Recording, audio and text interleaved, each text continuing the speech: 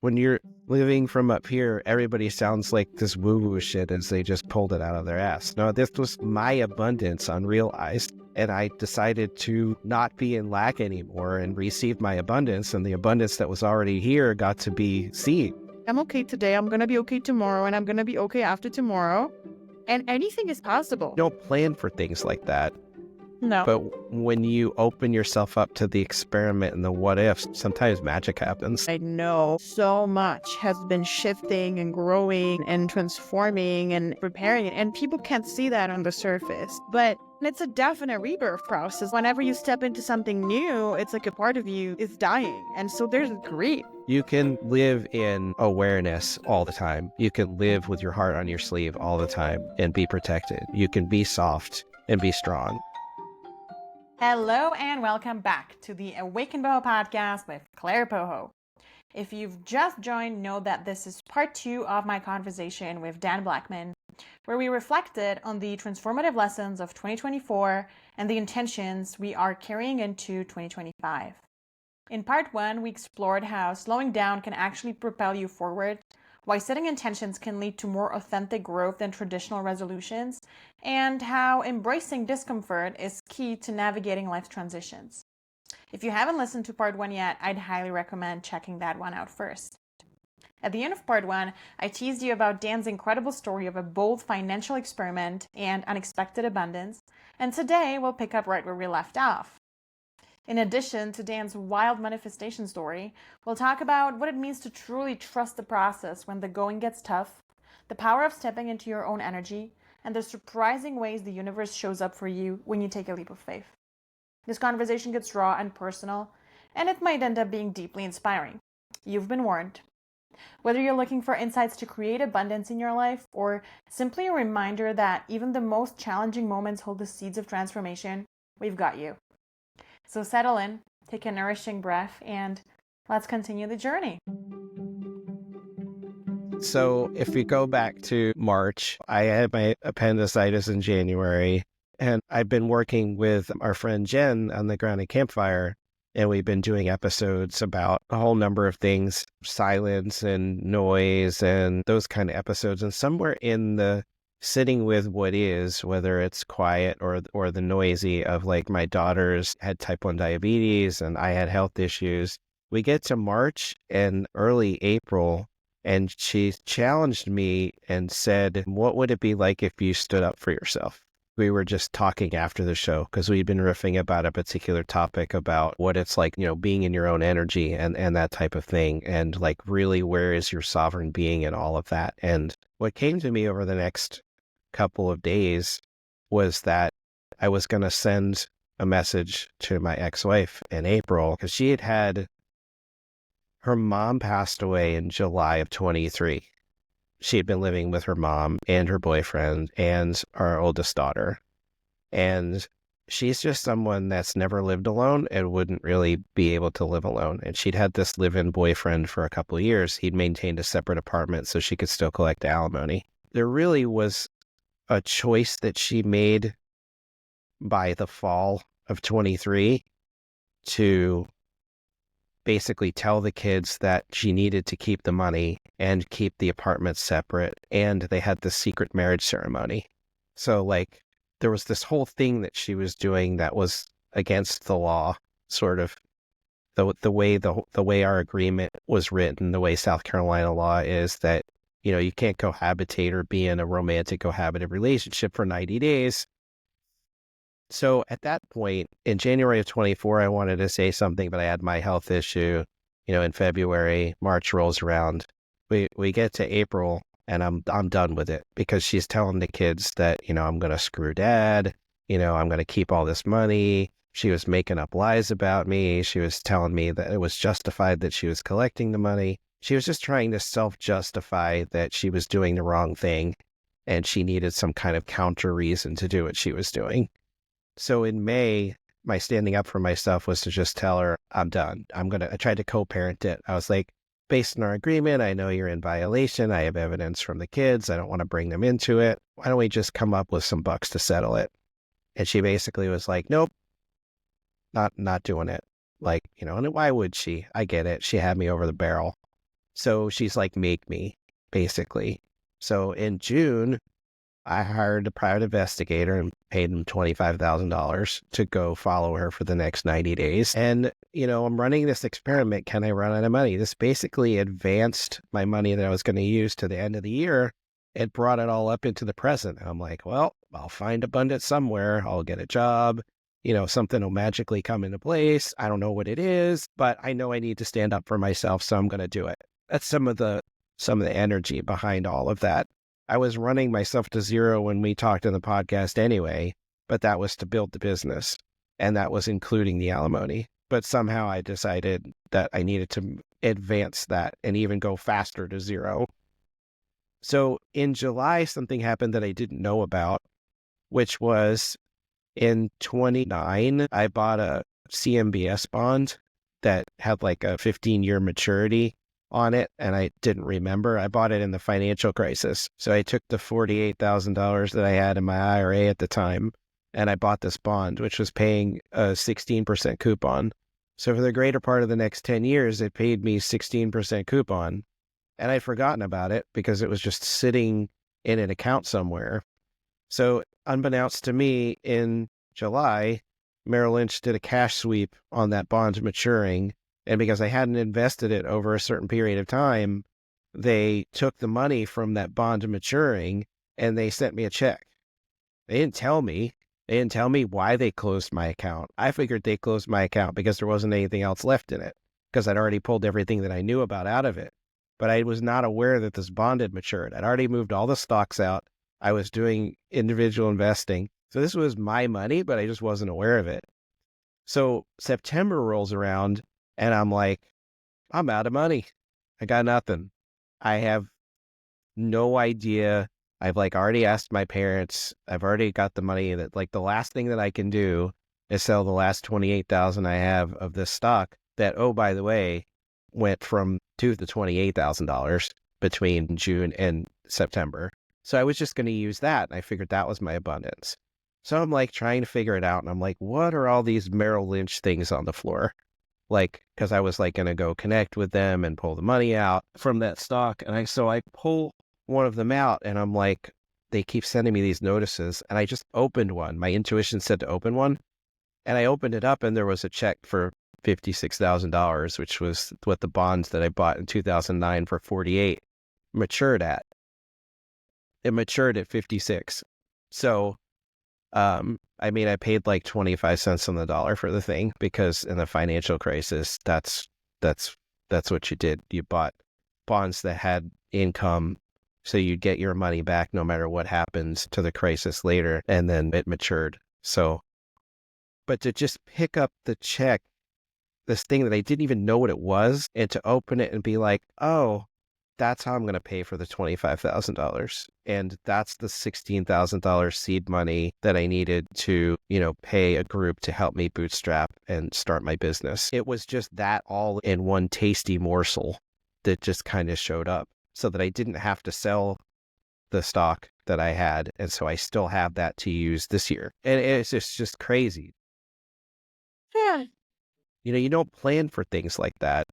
No. But when you open yourself up to the experiment and the what if, sometimes magic happens. And it was my magic, but it was my magic unrealized. And I think there's sort of a fragility in reality that happens with some of this magic stuff. It's is this really the Matrix? Is it reality? Is it fantasy?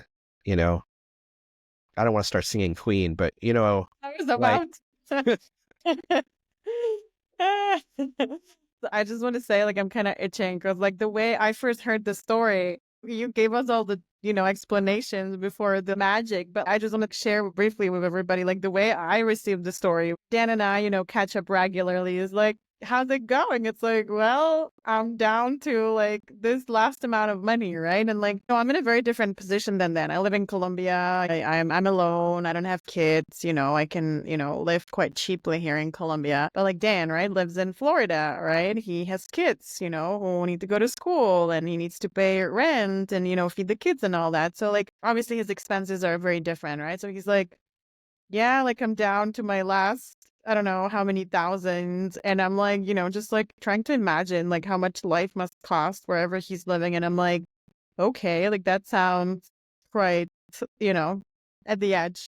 And then I'm like, like I'm cheering you on, Dan. Like something's gonna give, I guess, right? And then the next time I'm on the phone with Dan, it's just like, hey Dan, how's it going? He's like, I'm doing great. He's like, I just walked to the mailbox this morning and there was a check for 50 something thousand dollars. I'm like, you what? Like, you what? He was like, I don't know. There was just a check. And I'm like, he's like, I have no idea where it's from. Like, it's from this, I don't know what it is. Like, I just got a check for this amount of dollars and life's good. And I'm like, okay, right? And he's like, yeah, I just, and this was so funny to me because you were like, so I've been doing this practice for a while now. He's like, for like the past 2 days. And I'm like, okay, that's a while. And you're like, I've been doing this practice where I'm just like sitting and I'm just refusing to be in line. I'm just refusing to be in survival. And he's like, I'm just like sitting here hyper focused. And I'm like, I'm just going to run abundance. I'm just going to run abundance. I just run abundance through my system and I call abundance and I embody abundance. I am abundance. I invite abundance and I refuse to be like, I refuse to be in survival. I refuse. I'm not going to go into survival. And so Dan tells me this. It's like, I've been doing this and I've been sitting in this field and like refusing this. And like, this is my energy for, I don't know, a few days. Yeah. You know what happens? He goes to the freaking mailbox It was completely. already on my floor. I had a pile of these things that were there, and I was just like, I need to go through that pile. And there it was. You told the story better than I did just now, because I know all the details now. And this is what the reality versus fantasy, like that's kind of the point I was trying to make in telling it that way instead of the other way, was that we take away our own magic by storying with the logic and stuff and putting things in sequence. And when shit comes in out of sequence, that's where the magic is. And I think that's the point I wanted to make. That's why you sit in awareness instead of sit in your mind. This is why, and I love the fact that you jumped in and told the story from the awareness point of view, because that's how you experienced it, which is how I experienced it. It was that wonder. And in retrospect, you got all the details, right? So now you can like explain the story. So it's not just like, I was almost broke and then I refused to be broke. And then one day I got a check. I don't know what it's about, but life is great. And I pull unicorns out of my ass, right? Like, because when you're living from up here, that's how everybody sounds. When you're living from up here, everybody sounds like this woo-woo shit as they just pulled it out of their ass. No, this was my abundance unrealized. And I decided to not be in lack anymore and receive my abundance. And the abundance that was already here got to be seen, got to be noticed. Like Source was whispering to me, like literally in a pile, like right here where I keep it. It just, that's the part that's why I told the story from that angle. Because for me, it's the shift in 25 is I learned in 24 how to sit in my own awareness and I allowed it to teach itself. And then magical kind of rainbow unicorn things happen.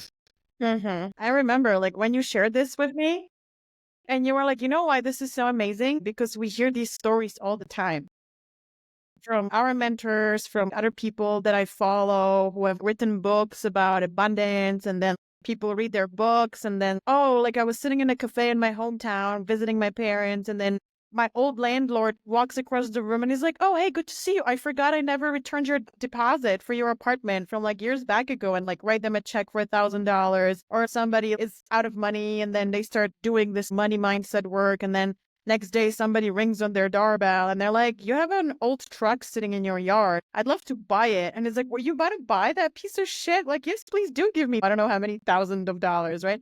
And, like we hear these stories, and I actually kind of had stories like that when I first started investing in myself. And I was like, I don't have this money to invest. And I was like, okay, what if I do? And then like, oh, like people are offering me work and apartments for free. And then I manifested this job with these royal billionaires. But so like that was happening to me back in 2020. And like, I feel like I haven't experienced something of that magnitude since. But I've never experienced anything like you have, Dan, right? And so it's like we hear these stories but it always happens to other people. And then Dan's like, this is why I love this, because it always happens to other people, but now it happened to me. So now it's like, okay, this shit is real, right? And yeah, there's a logical explanation, right? Like the check in the mailbox, like didn't just materialize there on the day when you were like, I refuse to sit in survival today, and today I'm going to be abundant. Like, it didn't just, or maybe it did, right? Quantum physics. It's like Schrodinger's cat. Until you open the mailbox, you don't know if there's like there both is Yeah. and isn't a thing, right? But Yeah. I love that because like it is magical, and we are both magical, and we also live in the 3D reality. And so like, yeah, like it's going to have some logical explanation, but like doesn't matter. Like if you want to find it, find it. If you don't need to find it, like you don't have to find it. Like it is still magic. To me, it's pretty wild. It's just like, what are we choosing? What are we choosing to be present to? Yeah, like, somebody's going to listen to this and be like, okay, like that was totally a coincidence. Like that was, like just, Yeah. pure luck. Yeah, okay. But like you're free to believe and choose and see this from whatever perspective you want to see it. But to me, like that's pretty epic. And, I choose to see this like, yeah, like if I just trust, like the magic's just gonna keep happening. And that's my work to do, to be at that level of trust in myself, in the universe, in the abundance, in the goodness of life. And this was past work realized. So it's not like, it's like I made that investment choice in 2008, 2009 during the crisis. Did I do it knowingly to set up this magic moment that just appeared on my floor in September of 23? No. Would you plan something that way or put it on a to-do list? No. I mean, is it, a coincidence that it happened to be there right when I need it? That's one way to perceive it, but that's not how I experienced it. I think once you open yourself to being in an awareness of the moment and allowing your identity and the things that you're doing in your to-do list to dissolve, like that's one thing that I'm really trying to do in my business is, really point to the part of you, who you are and how you want to show up, the light and the dark, and show up as both. And then be in that awareness and to see what comes to you and allow your intuition to move you and make those decisions more than a to-do list to move you.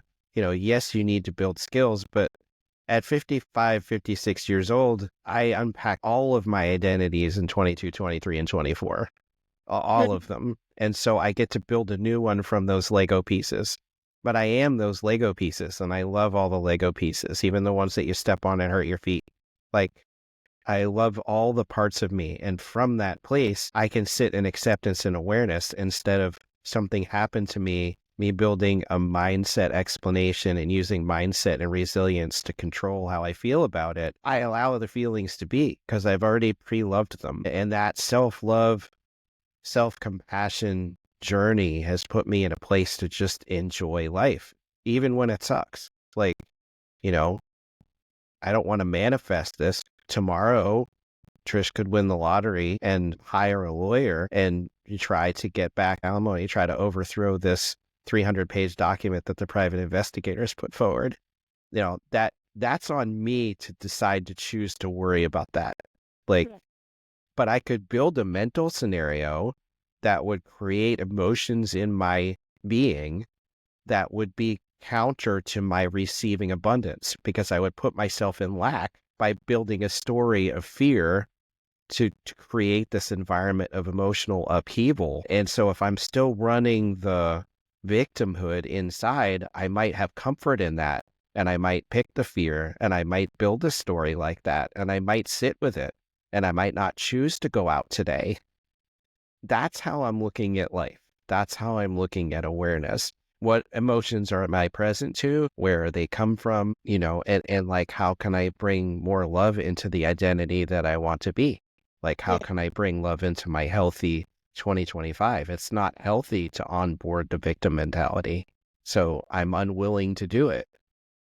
And now I'm in a place where I can actually go back to that book and read chapters 3 forward. I read that book all the way through, the Unf Yourself book. I read it all the way through. I dog-eared almost every page, and I swear most of the back half of it got my subconscious, and the only part I was able to sit with were the first 2 chapters. What am I willing to do? What am I unwilling to do? And I ran that experiment until I joined this group, and then I learned about a bunch of other things. And I really, for the last 3 years, sat with who am I, not who others perceive me to be. Like, how did I show up to create the identity that other people see? Like that Right. second level. And then beyond that, what is unique about me that where I wanted to or didn't want to present myself in that way? And I've really, the part of the going to zero experiment was really like, what happens if I factor out all of life? And what if I just sit with me? Yeah. And, did I take care of myself? Yes. Did I take care of my kids? Yes. Did I pay my bills? Yes. Did I look at the future and be like, okay, when I get to this date, I am going full on LinkedIn and getting a real job? Yes. Like I did all the mental things, but I did them from a distance where I created my own safety.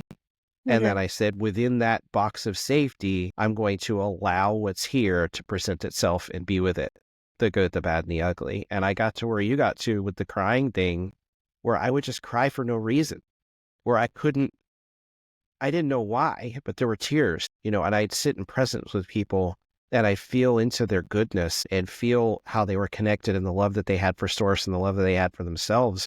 And I just receive it, not necessarily as love for me directly, but I would just receive the frequency of love sitting with others. And I would cry and I would be simultaneously sad. It just, sadness was my healing mode, I think, the last couple of years, just being with sad, because so much of my identity was focused on the in sickness and in health of my ex-wife, who had multiple personality disorders and some other things.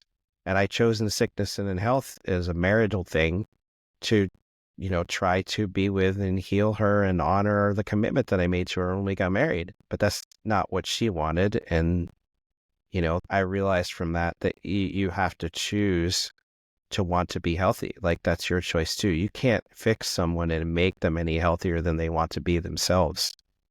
And that was another great thing of releasing control and trying not to be a fixer and how I perceived myself in that environment. So there's lots of buried emotions when you're dealing with someone who is dysregulate like that with their emotions. If you're not secure in attachment within yourself enough to be around people like that, you create anxious and insecure attachments that just kind of bury emotions in your system. And those have gotten to flow out for me in the last couple of years. And so now I'm free to be healthy with 25.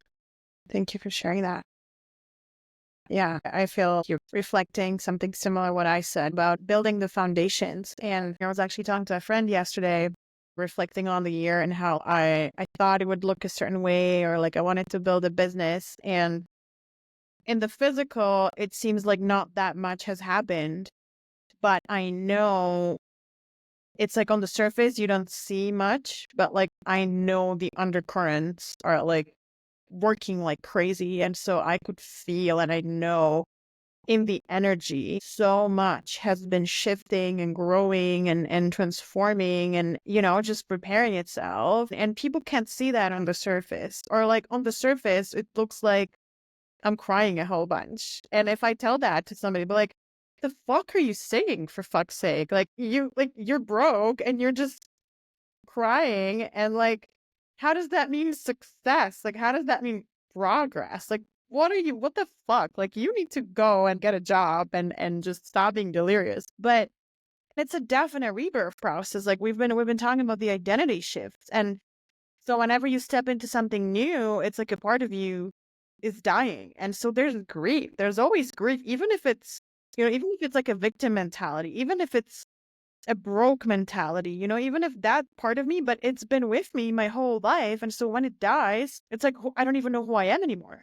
So there's this emptiness and there's this sadness and this fear and this grieving for something to be dying. And so we get to grieve and it gets to be, we get to like experience. It's like you're going through the fucking birth canal. Like it's not pleasant, like it's not fun.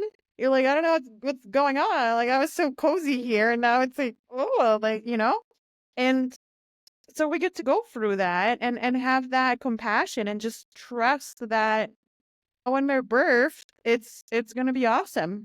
It's gonna be different, but it's gonna be awesome. And so that preparation, sometimes it's not pleasant, but Yeah, again, just we get to trust that everything that's been brewing, something's going to come out of it. So, yeah, like I said at the beginning, I feel like a part of me is really frustrated and wants to be like, Claire, what are you doing? Like, it's the 9th of January. You haven't started your year. Like, yeah, you haven't done fuck all. Like, what are you doing? But on the other hand, I know that 2025 it's going to be. It's going to go. It's things are going to shift. Things are going to materialize. Things are going to start falling into place. It's going to be really good.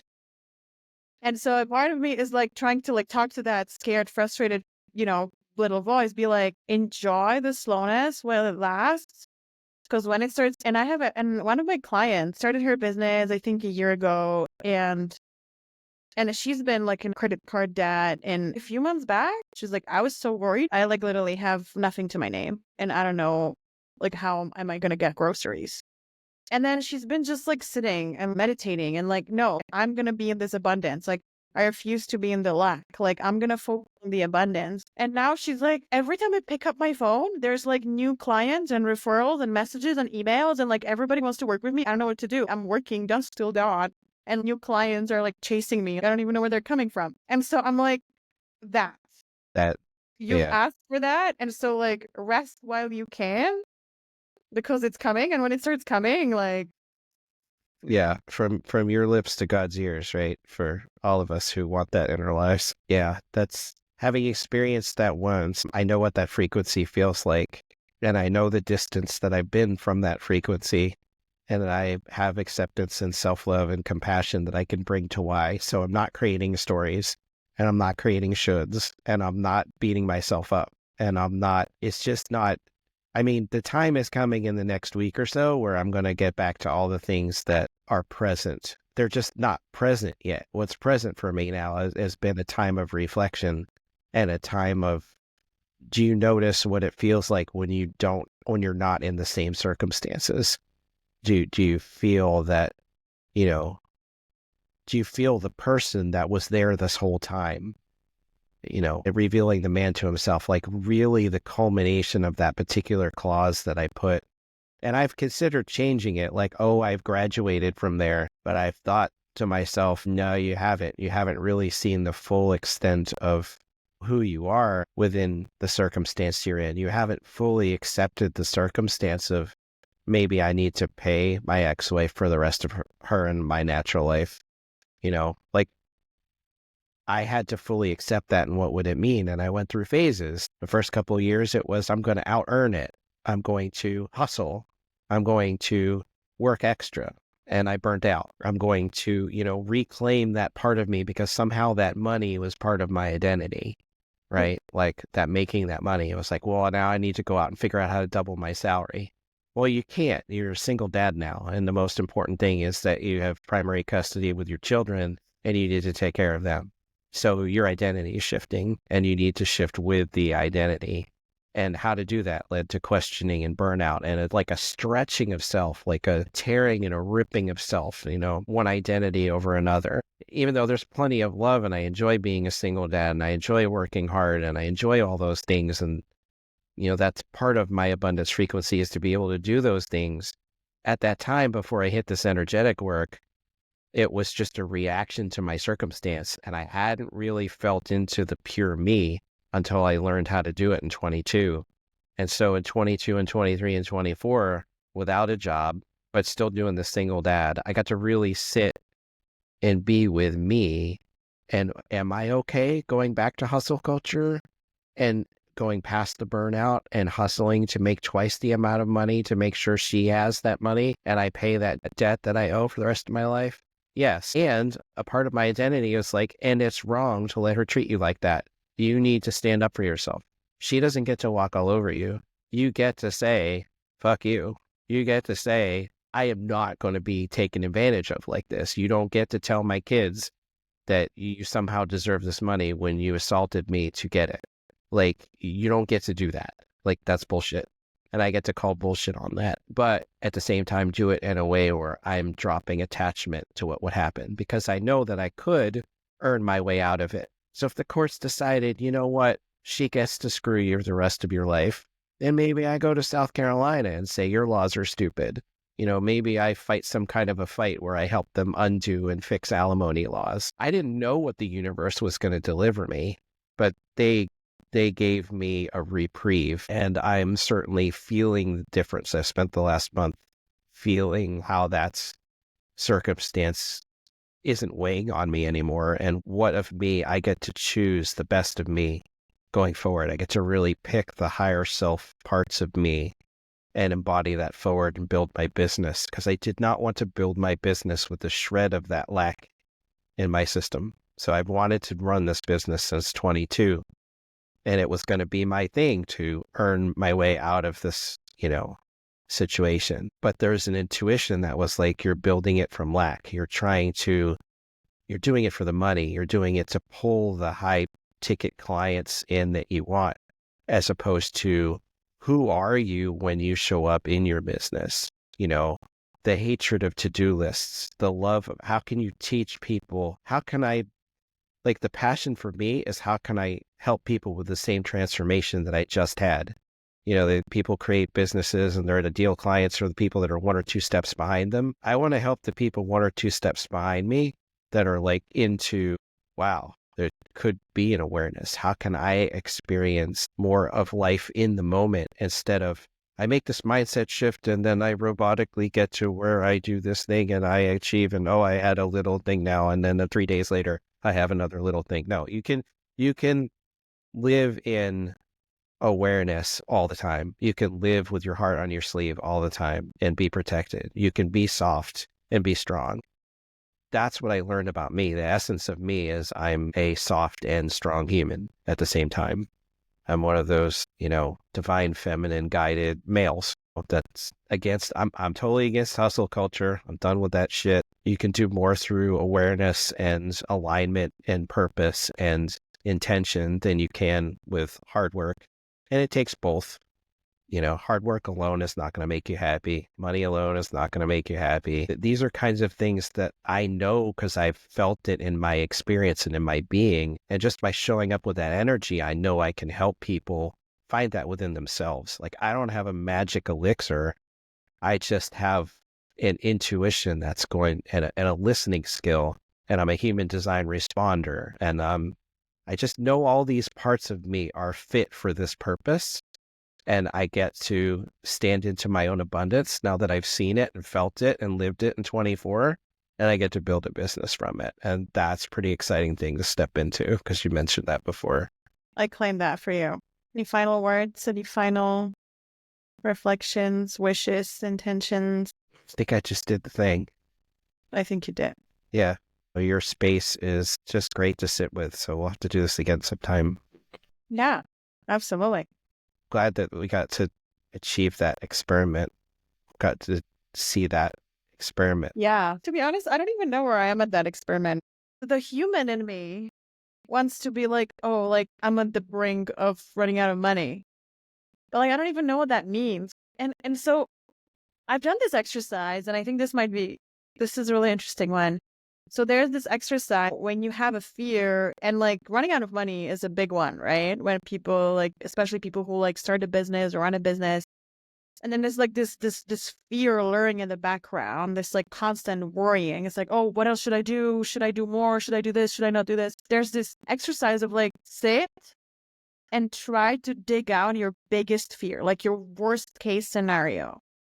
Because usually it's so out there and it's so extreme that we are not even consciously aware of it. It's like the biggest fear is like, I'm going to be on the street with my entire family, right? And I think a lot of people have that. It's like, that's like this fear in the background. Like, what if everything goes to shit?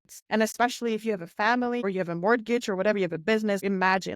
I think that's most people's worst fear. Like, I'm going to be on the street, and like all the people and things and animals and whatever that are dependent on me are going to be on the street with me. And so obviously, like, it's a little bit different for me because I don't have kids, any of that, but still, and I'm sitting with this and I'm like, I've actually never had that fear, because I've been homeless, like, quote unquote, I've been traveling, I've been volunteering, like I've been lived for many months of my life pretty much for free.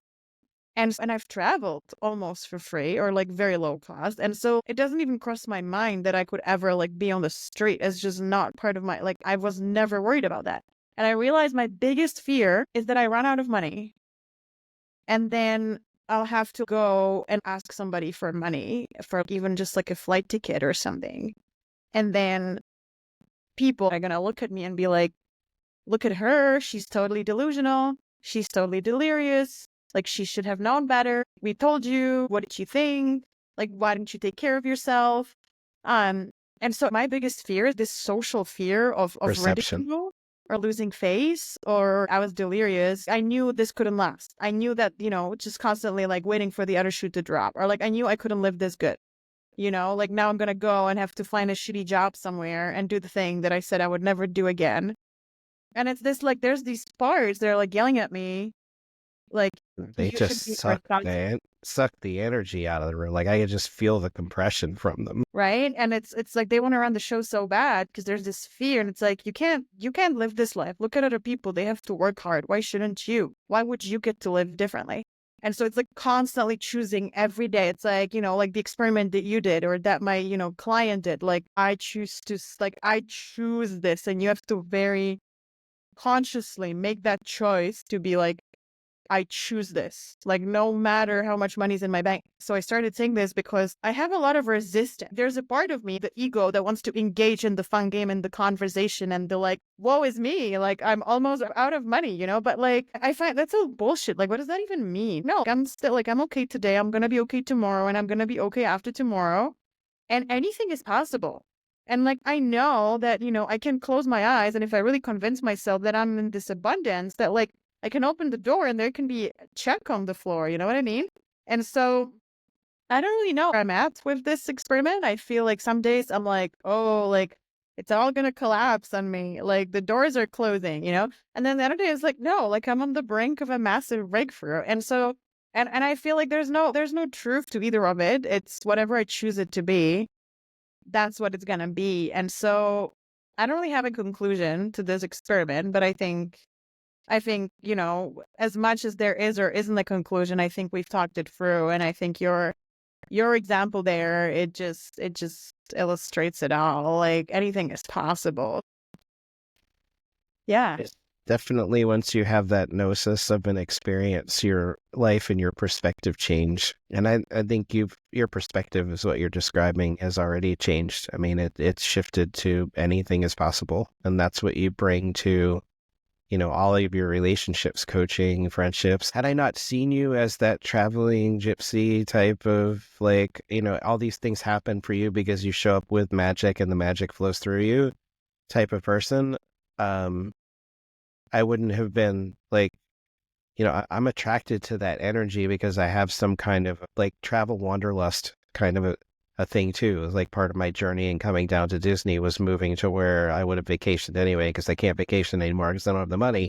So I just moved here. So anytime that I want to, I can tap into that wanderlust of just going and visiting Cinderella's castle or Epcot or whatever it is. And, I can have that joy. It's like joy that's there on demand. And then, so just enabling that frequency so that I can have those experiences, so that I can believe it. It just feeds back on itself. And so you get to a point where that is your life and you don't believe it can be any other way. I think that's what you're touching on. It's like for you, that's, that trust is an innate working trust as opposed to it happened once. How do I do that again?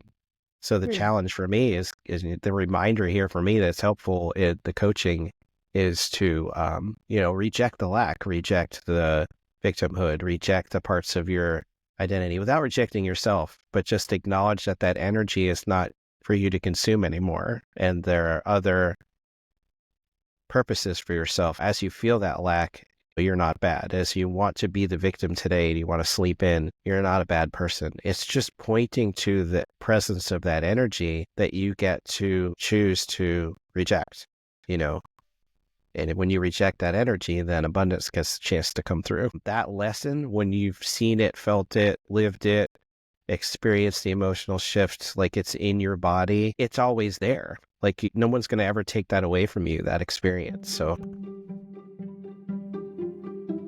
thank you so much for joining us for this two-part conversation. Reflecting on the past year and sharing these stories has been such a meaningful way to start 2025, and we hope it's been just as inspiring and grounding for you.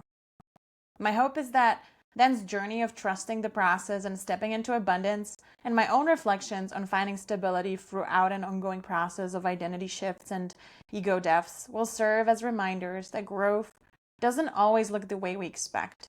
It can feel messy, uncertain, even overwhelming. But it's in those moments that transformation happens. If you're finding yourself in a similar place, on the cusp of change, working through challenges, or feeling called to deepen your connection to yourself and your path, I'd love to support you. Whether through coaching, mentorship, or holding space for your growth, I'm here to help you navigate those shifts with intention, trust, and clarity. Don't hesitate to reach out or connect with me through the links in the show notes. And as always, if this episode resonated with you, please share it with a friend, leave a review, or tag me on social media. It means the world and helps me bring these conversations to more people. So here's to an abundant and transformative 2025, and until next time.